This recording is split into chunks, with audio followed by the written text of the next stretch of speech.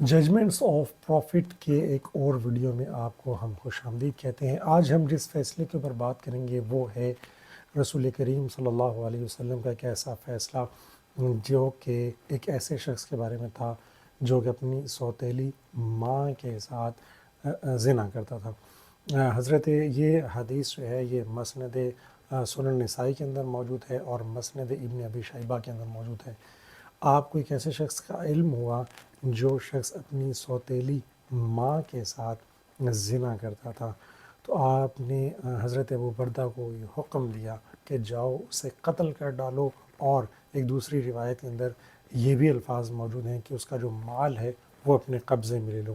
تو یہ ایک ایسا فیصلہ ہے جو کہ ایک نامحرم کے ساتھ اگر کوئی شخص نکاح کر لیتا ہے اور عمل زوجیت کرتا ہے تو اس کی سزا کیا ہے۔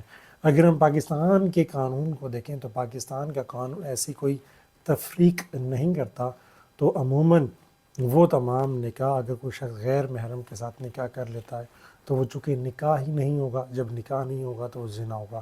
تو زنا کو پاکستان پینل کوڈ 496 کے تحت دیکھتا ہے، جس کی 7 سال تک سزا ہے۔